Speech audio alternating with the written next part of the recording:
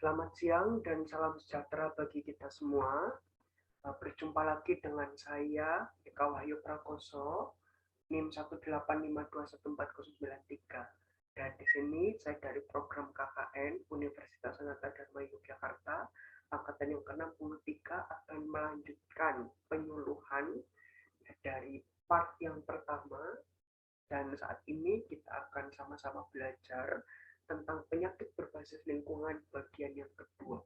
Jika di bagian yang pertama kita sudah belajar ada 5 penyakit berbasis lingkungan, dan siang hari ini adalah lanjutannya. Ya, mari langsung saja kita mulai. Nah, ada 3 ya yang cukup populer, yang terjadi di sekitar kita ya. Dan ini adalah peringkat yang pertama, yaitu diare. Apakah ada di antara Bapak Ibu yang mungkin dalam akhir pekan ini mengalami diare? Ya, yang mengalami bisa lambaikan tangannya. Ya. Oke, nah kalau misal ada di antara Bapak Ibu saudara yang baru saja mengalami diare, nah tema ini sangat relevan ya, karena kita mau mempelajarinya. Baik, Bapak Ibu dan juga saudara-saudara, menurut WHO, ya, penyakit diare adalah suatu penyakit yang ditandai dengan perubahan bentuk dan konsistensi tinja yang lembek menjadi cair dan bertambahnya frekuensi buang air besar yang lebih dari biasanya, yaitu 3 kali atau lebih dalam sehari, yang mungkin dapat disertai dengan muntah atau tinja yang berdarah. Nah, penyakit ini paling sering dijumpai pada anak balita, terutama pada 3 tahun pertama kehidupan, di mana seorang anak bisa mengalami 1-3 episode diare berat. Dan ini dikutip dalam penelitiannya Simatupang pada tahun 2004. Wah, luar biasa ya, bahwa diare ini tuh jangan dianggap sepele. Kenapa? Karena apa yang kita keluarkan dari dalam tubuh, feses ini berbentuk cair. Artinya feses ini itu masih mengandung banyak air. Berarti ada kegagalan penyerapan air di dalam pencernaan kita. Apabila ini dibiarkan dan terus-menerus, maka kita bisa kekurangan cairan. Kita bisa dehidrasi. Nah, dehidrasi inilah yang sangat berbahaya. Apalagi kalau kita nggak cuma diare aja, tapi muntah ya, muntah dan buang air. Nah, itu semakin berbahaya lagi, bisa menimbulkan lemes, kekurangan cairan, dan akibatnya akan sangat fatal. Nah, Bapak Ibu dan juga saudara-saudara, kita harus tahu begitu ya, kalau kita mempelajari tentang diare, maka kita juga harus tahu apa sih yang menjadi gejalanya, gitu ya. Apa sih yang menjadi penyebab dan juga pembagian atau klasifikasinya. Nah, yang pertama kita akan melihat dari sudut pandang klasifikasi diare itu sendiri. Jadi diare itu diklasifikasikan menjadi 3. Yang pertama adalah diare akut, yang kedua adalah diare persisten, dan yang ketiga adalah diare kronik. Apa itu diare akut? Ya, jadi diare akut yaitu buang air besar dengan frekuensi yang meningkat dan konsistensi tinja yang lembek atau cair dan bersifat mendadak datangnya dan berlangsung dalam waktu kurang dari 2 minggu. Jadi ini yang diare pada umumnya gitu ya. Nah, diare akut itu biasanya berlangsung selama 14 hari. Ya, tanpa berselang-seling berhenti lebih dari 2 hari. Wah, ini panjang gitu ya. Nah, berdasarkan banyaknya cairan yang hilang dari tubuh penderita, penyakit diare akut dapat dibedakan dalam 4 kategori. Yang pertama adalah diare tanpa dehidrasi. Lalu yang kedua, diare dengan dehidrasi ringan. Apabila cairan yang hilang itu 2 sampai dengan 5% dari berat badan. Lalu yang ketiga adalah diare dengan dehidrasi sedang. Apabila cairan yang hilang berkisar 5 sampai 8% dari berat badan. Dan yang keempat adalah diare dengan dehidrasi berat apabila cairan yang hilang lebih dari 8 sampai 10%. Lalu yang kedua adalah diare persisten. Diare persisten adalah diare yang berlangsung selama 15 sampai dengan 30 hari. Nah, merupakan kelanjutan dari diare akut atau peralihan antara diare akut dan kronik. Semakin panjang diarenya ya. Nah, lalu yang ketiga yaitu diare kronik. Nah, diare kronik adalah diare yang hilang timbul atau berlangsung lama dengan penyebab non-infeksi. Seperti penyakit sensitif terhadap gluten atau gangguan metabolisme yang menurun. Nah, lama diare kronik lebih dari 30 hari. Dan persisten atau berlangsung selama 2 minggu lebih. Jadi, dari tinjauan harinya begitu ya, pertama dari diare akut, kemudian yang kedua dari diare persisten, dan yang ketiga dari diare kronik. Diare kronik itu dia sampai 30 hari diare. Luar biasa. Ya, luar biasa sekali. Nah, kita bisa melihat sekarang gejalanya, ya. Kita bisa melihat gejalanya. Gejalanya apabila diarenya itu adalah tergolong diare dengan dehidrasi sedang, yaitu kehilangan cairan dalam tubuhnya 5% sampai dengan 10%. Nah, pada keadaan ini penderita akan mengalami buang air yang kurang, gitu ya, atau tidak ada. Kemudian lesu, tidak hanya lesu, tapi mata menjadi cekung. Kemudian selaput lendir bibir dan mulut serta kulit itu tampak kering. Ya, jadi kulit bibirnya itu kering. Ya. Kemudian air mata berkurang dan bisa dilihat juga bahwa kulitnya itu menjadi dingin dan pucat. Nah, ini adalah gejala dari diare dengan dehidrasi 5% sampai dengan 10%. Nah, lalu yang kedua, jika diare itu dehidrasinya berat, yaitu 10% sampai dengan 15%, maka gejalanya apa? Nah, pada keadaan ini, penderita sudah banyak kehilangan cairan tubuh. Dan biasanya pada keadaan ini penderita mengalami, ya, bisa diperhatikan hipotensi dan tekanan nadi yang menyebar. Artinya tekanannya darahnya rendah. Kemudian tidak ada urin yang dihasilkan, artinya tidak buang air kecil. Mata dan ubun-ubun besar menjadi sangat cekung. Ya. Kemudian tidak ada produksi air mata kering, air matanya. Kemudian tidak bisa minum, ya, dan keadaannya itu sudah ngaco, ya, ngantur, ya. Kemudian kesadarannya menurun dan juga kulitnya itu menjadi dingin dan sangat pucat. Bahaya sekali kalau udah sampai ada di tahap ini, itu sangat berbahaya, ya, dan membutuhkan sekali pertolongan. Karena kalau tidak, apa dampaknya? Bisa meninggal dunia, ya, bisa meninggal dunia. Nah, ini adalah diare, ya, ini adalah diare. Nah, sekarang kita lanjutkan ke penyakit yang kedua. Nah, ini yang sangat populer, ya, yaitu demam tifoid atau tipes, gitu ya. Kita mengenalnya sebagai tipes, demam tifoid. Nah, kita bisa baca ya. Demam tifoid adalah penyakit infeksi akut yang disebabkan oleh Salmonella typhi dan Salmonella paratyphi. Nah, jadi ini pembawanya ya. Nah, demam tifoid adalah penyakit infeksi akut yang biasanya terdapat pada saluran pencernaan yang memiliki gejala demam lebih dari 1 minggu, menyebabkan gangguan saluran pencernaan hingga penurunan kesadaran.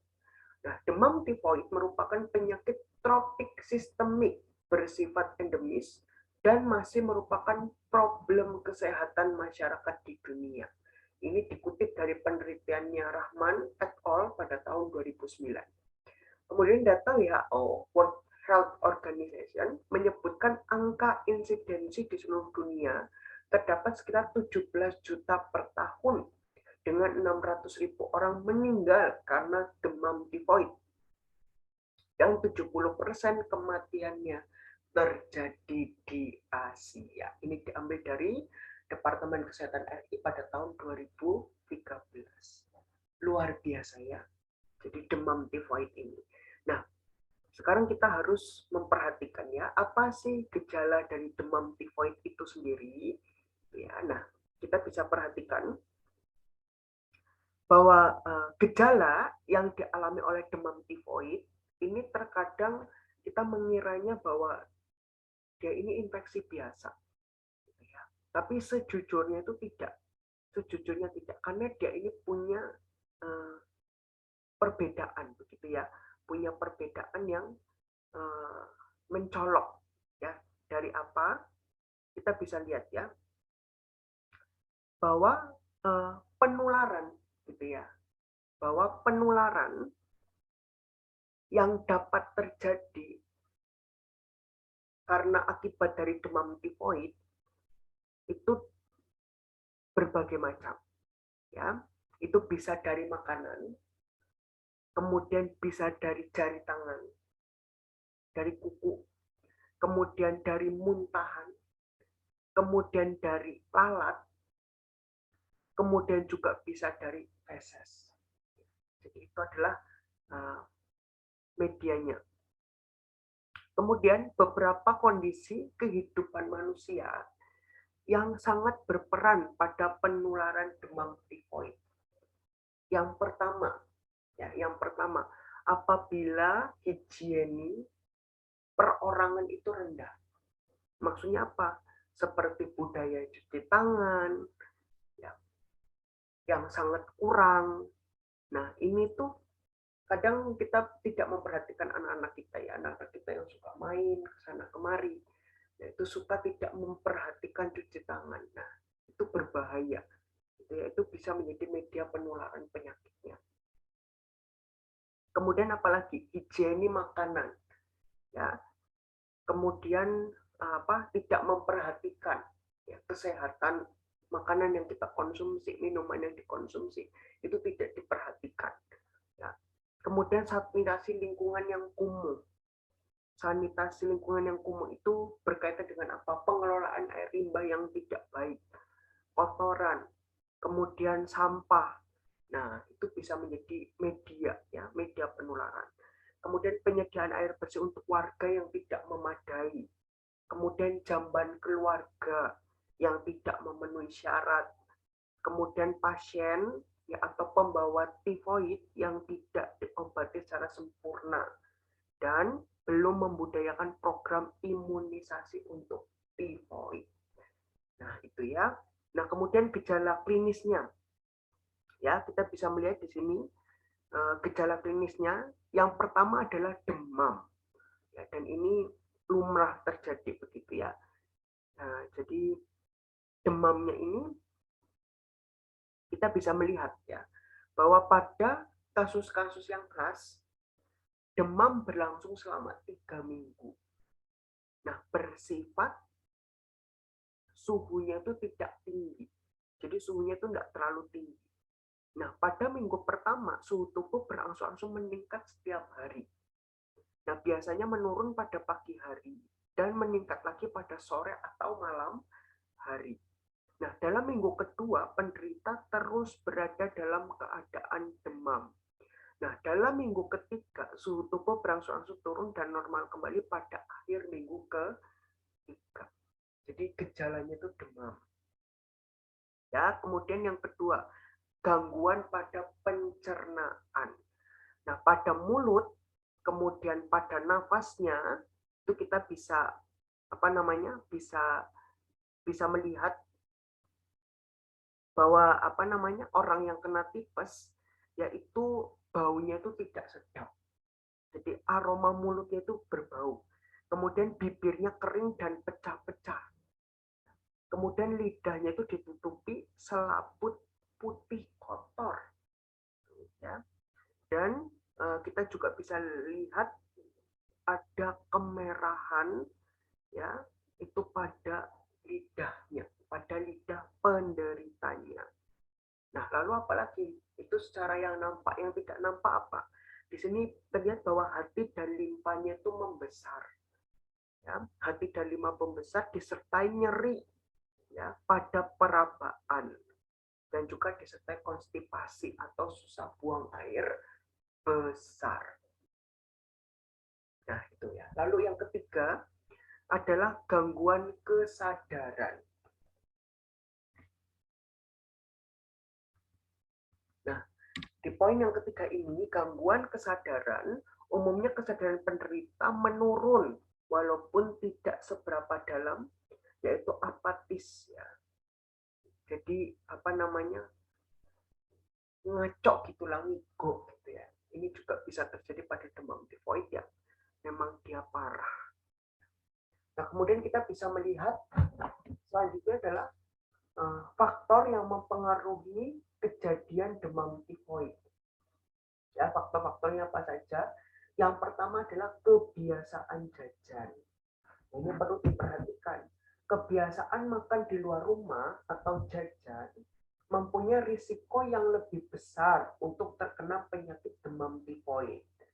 Nah, penularan terjadi melalui makanan dan minuman yang terkontaminasi oleh bakteri Salmonella typhi yang berasal dari tinja penderita atau karier.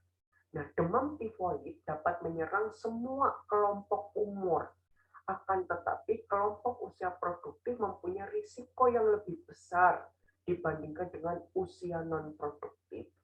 Hal ini terjadi karena pada usia produktif banyak melakukan aktivitas yang beresiko untuk tertular penyakit demam tifoid.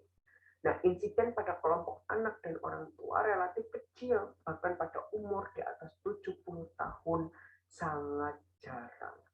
Yang pertama, kebiasaan jajan. Lalu yang kedua adalah cara makan. Kebiasaan menggunakan alat makan dalam mengonsumsi makanan berpengaruh terhadap demam tifoid.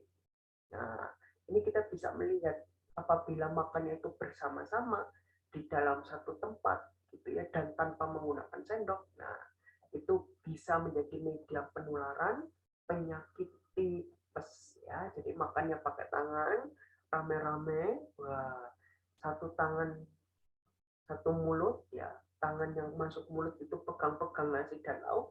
Nah, itu sangat tidak higienis. Itu bisa menjadi penyebab demam tifoid. Lalu yang ketiga adalah kebiasaan mencuci tangan dengan sabun sebelum makan. Nah, ini maksudnya apa? Ketika kita tidak mencuci tangan, gitu ya. Mohon maaf, tidak mencuci tangan. Ketika kita tidak mencuci tangan, maka kemungkinan besar itu akan ada banyak kuman dan bakteri yang menempel. Nah, salah satu itu bisa jadi ada Salmonella typhi. Nah, kemudian kebiasaan makan makanan sayuran mentah. Oleh sebab itu, usahakan matang ya, makan sayur itu matang. Kemudian kebiasaan minum air isi ulang. Kemudian kebiasaan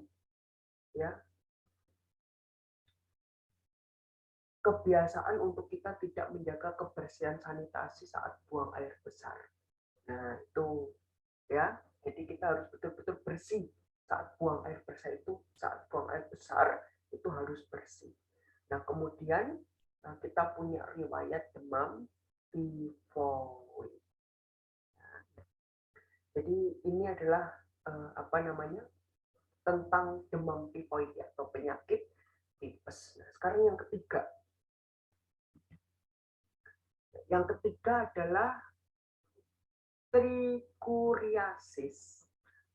Apa itu trikuriasis? Trikuriasis adalah penyakit infeksi yang disebabkan oleh Trichus trisiura atau cacing cambuk.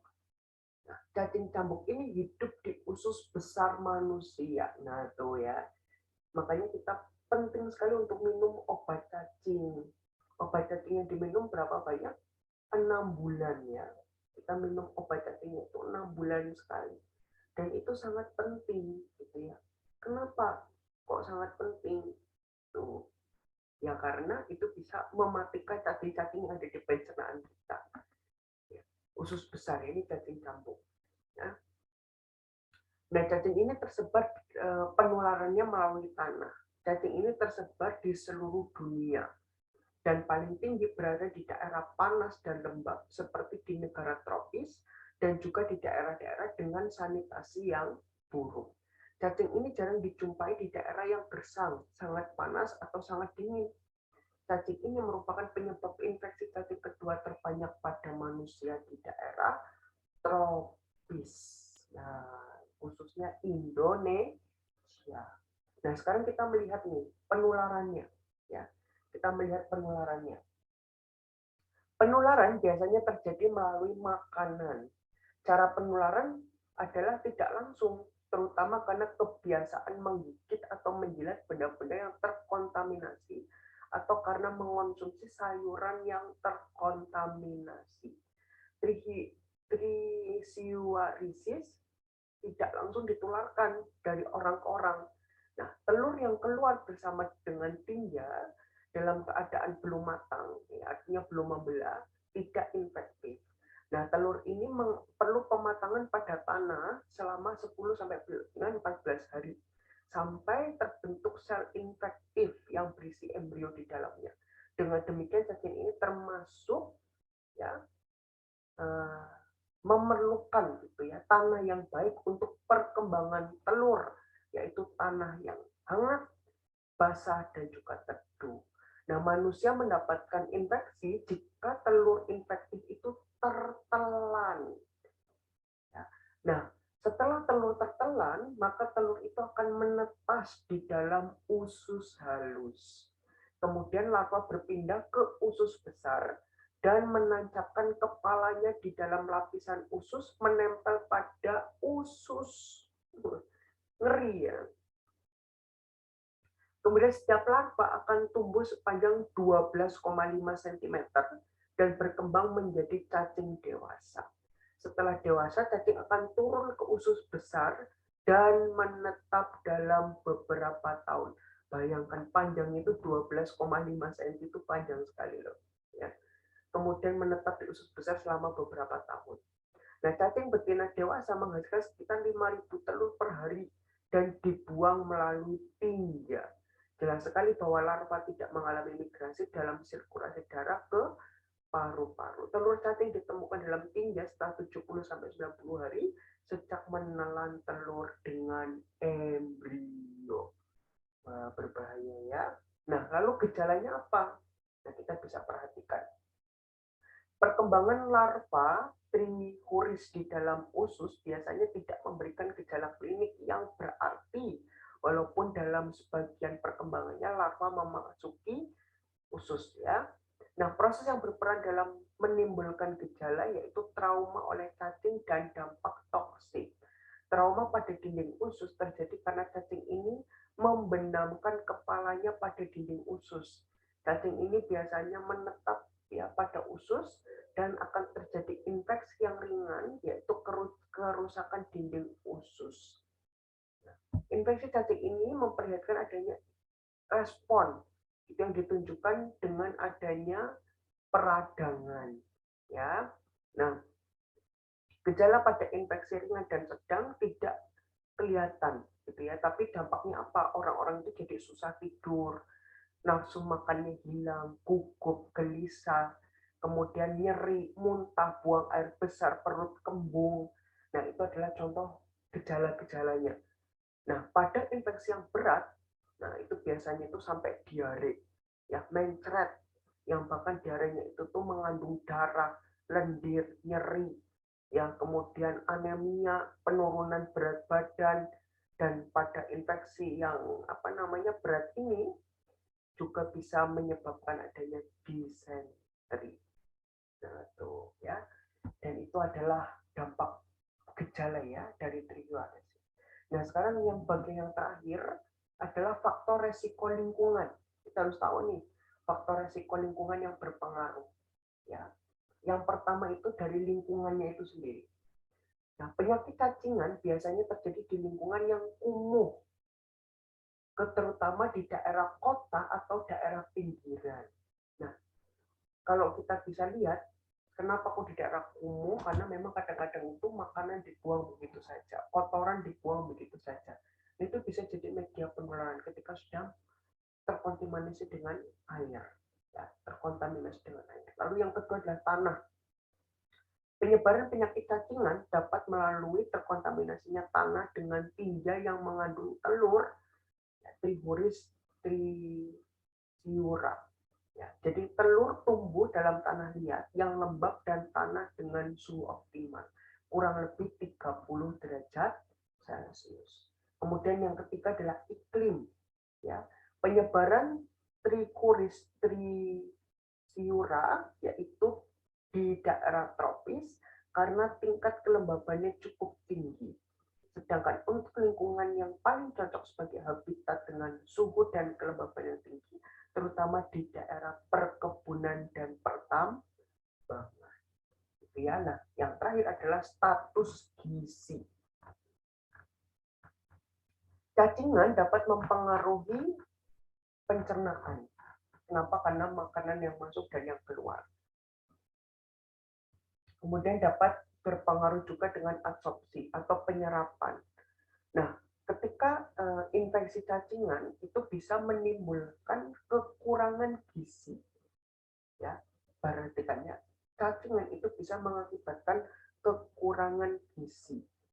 Nah, tidak hanya itu, tapi juga mencakup kekurangan protein serta kehilangan darah. Bahaya banget ya.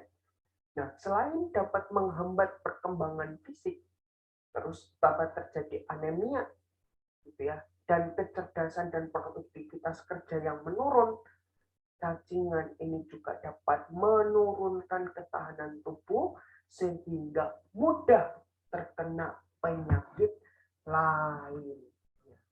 Makanya, yuk sama-sama kita minum obat cacing. Kalau ditanya frekuensinya berapa? Minimal 6 bulan sekali. Ya, karena dengan mengonsumsi cacing, obat cacing itu minimal kita bisa mencegah daripada mengobati. Ya, demikian Bapak, Ibu, dan juga saudara-saudara yang bisa saya sampaikan mengenai lanjutan dari penyuluhan penyakit berbasis lingkungan bagian 2. Kita tadi sudah belajar gitu ya, tentang diare, tentang tipes, dan juga tentang sakit penyakit cacingan. Semoga apa yang saya sampaikan pada malam hari ini bermanfaat, tidak hanya sebagai transfer knowledge, tapi kita bisa mengimplementasikannya dalam kehidupan sehari-hari. Kuncinya satu, yaitu hidup bersih, hidup sehat. Ya, sanitasinya diperhatikan. Kita dari kemarin sudah bicara tentang sanitasi. Ya, itu sangat berpengaruh sekali demi menunjang kesehatan kita semua. Karena dengan terciptanya keluarga yang sehat, maka akan tercipta masyarakat yang sehat. Terima kasih, selamat siang, dan kiranya Tuhan memberkati kita semua. Terima kasih.